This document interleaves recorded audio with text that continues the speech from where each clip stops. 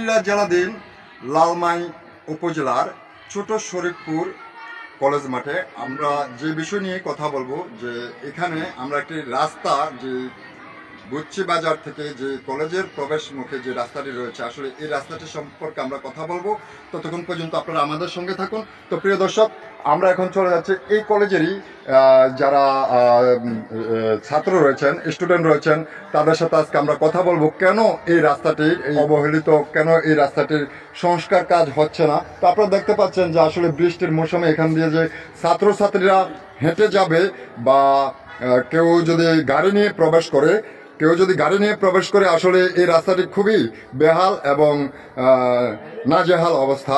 তো আমরা ইতিমধ্যে দেখতে পেরেছি যে এই রাস্তাটি হলো যে হরিচ্চর, বুচ্চিবাজার থেকে হরিচ্চর যাওয়ার পথে যে রাস্তাটি রয়েছে সেই রাস্তাটি। তো আমরা এখন কথা বলবো এই কলেজেরই যারা শিক্ষার্থী রয়েছেন তাদের সাথে কথা বলবো, আমরা ওনাদের পরিচয় জানবো। ভাই, আপনার পরিচয়টা একটু। আমার নাম রাকিব হোসেন। যে আপনার? আপনার? আমার নাম জুবাইর হোসেন রাব্বি। জুবাইর হোসেন ভাই। আলামিন রাফি। আলামিন রাফি। রাকিবুল হাসান মজুমদার ভাই। আপনার? দিদারুল আলম ভাই। আপনার? রাফসান। আপনার? শ্যামল চন্দ্র দাস।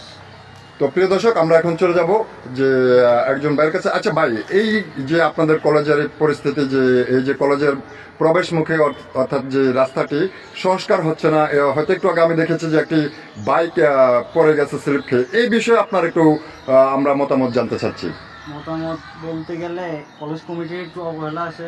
আর আমরা তো এখানে চলাফেরা করি, সবসময় এরকম হয় না, মাঝে মাঝে বেশি বৃষ্টির কারণে এরকম হয়েছে, বর্ষাকাল আর কি।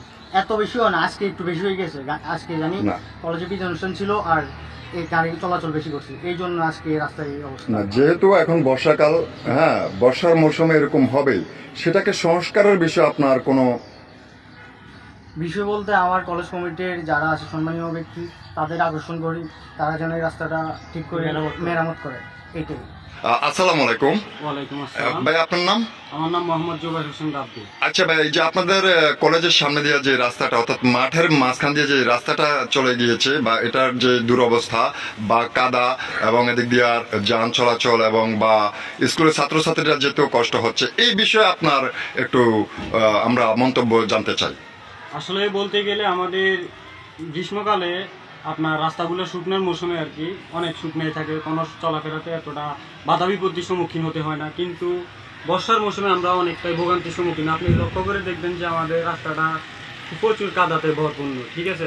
এখন আমরা কলেজ কর্তৃপক্ষের কাছে, যারা মাননীয় সম্মানিত ব্যক্তিগণ আছেন, তাদের কাছে একটাই আকুল আবেদন যে আমরা ভবিষ্যতে চলার পথে যাতে আমরা আরো সুন্দরভাবে চলাফেরা করতে পারি, এরকম কাদামুক্ত জায়গাতে আমরা যাতে আর আমাদের পা না রাখতে পারি, ওই বিষয়ে একটু তারা যদি তৎপর হয় তাহলে আমাদের কলেজের জন্য, ছাত্রছাত্রীর জন্য, শিক্ষক মহোদয়ের জন্য, সব কিছুর জন্য ভালো হবে।